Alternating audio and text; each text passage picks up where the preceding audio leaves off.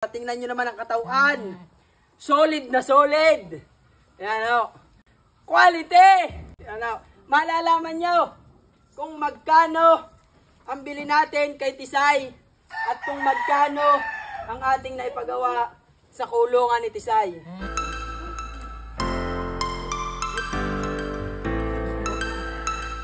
Ayan o si Tisay.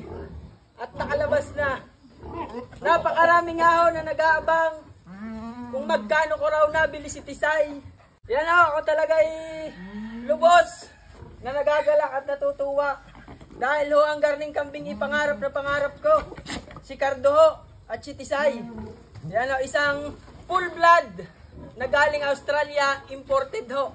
Imported itong si Tisay. At ako ho nagpapasalamat dahil ho may mga tao pa rin ho pala na talagang mabubuting loob. Marami pa ho. Yan ho. Talagang quality rin ho. Ako na may lubos na nagpapasalamat sa mga nanonood ho sa aking video, sa mga nag-share, at sa mga buyer ho ng aking baboy at kambing. Kung hindi ho dahil sa inyo, hindi rin ho tayo makakapagpagawa ng ganitong klase ng kulungan ng kambing. At hindi natin matutupad ang aking pangarap na quality kambing. Yan ho. May papel ito. Ipasok na natin si Tisay at may kuyitib, hindi sanay. At ito naman ho, bakit ko ho nakuha sa gayong halaga, napakalaki ng presyo. Napakalaki. Sa tingin ko, dahil ho sa pakiramdam ko hindi ako magkakaroon ng kambing na gayong kamahal kung walang tao na tumulong sa akin. Quality!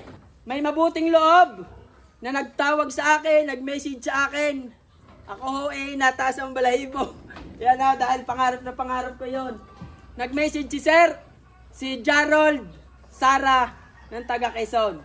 Isa ho siyang municipal engineer ng General Luna, Quezon. Yan ho, at sabi nga ho ng iba, madali daw hong gawin, madaling pikein ang certificate. Siguro naman ho ay hindi gayon.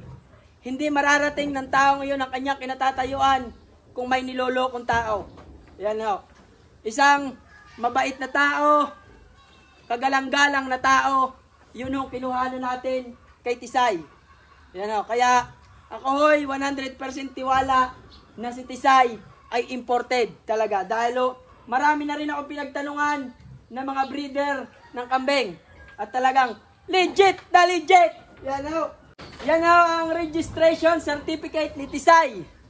At alam nyo naman ho, pag may mga ganitong papel na pagkakakilanlan ng kambing, ay talagang may presyo. Maganda na ang kambing, may papers pa, may papel pa, talagang quality. Yan ho. So si Tisay nga ho, sa mga nagtatanong, ay namuhunan ho tayo kay Tisay ng 150,000. 150,000. Yan ho. 150,000. Bakit ho? Ang kuha ko kay Tisay ay 100,000. Ang bili ko, ang pagkapagpagawa ko sa bahay na tinitiran ngayon ni Tisay ay 50,000. Sa madaling sabi, 150,000 ang aking pinuhunan para magkaroon ng quality kambing na si Tisay. Yan ho. Yan nga ho, si Tisay ay 100,000 pesos na tinabili. So ang amin ng kasundo doon ni Sir, kaya ko yun nabili, iyon po ay hulugan. Yan ho. Hulugan. Hindi ho yun biglaan. Ako ay nag-down lamang sa kanya ng kaunting halaga. At sabi ni Sir, ay bahala na raw ako kung magkano ang aking ibabayad at iuhulog sa kanya. Di gahoy, nilaksan ko na ang loob ko na kahit ho gayong kamahal ang kambing na si Tisay, ay hindi naman ho masakit at bigla ang pagbabayad. Yan ho, piliin natin ang maging mabuting tao kaysa tayo mambash na mambash. Gumawa na lang tayo ng ikabubuti ng sarili mo, ng pamilya mo, o ng mga taong nakapaligid sa iyo. Pag sumikapan mo, palaguin mo ang iyong kabuhayan, Yun na lamang ang ating isipin kaysa tayo sumilip sa nangyayari sa ibang tao. Mambas at man-down tayo ng ibang tao. Yan ho. Maraming salamat sa inyo. At ako naman po ay lubos na nagpapasalamat sa mga followers ko, sa mga taong nakasuporta sa akin, sa aking mga ginagawang video, isineshare nyo, ikino-comment nyo, inilalike nyo. Maraming salamat ho.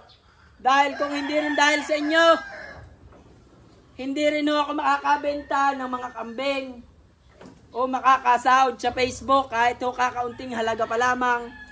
Di ka ho. Gayon lamang ho ang pangarap at unti-unti nating makakamit. Basta wala tayong tinatapakang tao, inaargabyadong tao, daan-daan nating pupuntahan yung ating pangarap. Ang hagdan nga ho bago ka makarating sa tuktok, magsisimula ka sa baba bago ka tumaas. Gayon din lang ho ang pangarap, magsisimula ka sa baba para makuha mo. Siguro nasagot ko na ho ang inyong katanungan kung magkano si Tisay. Yan ho.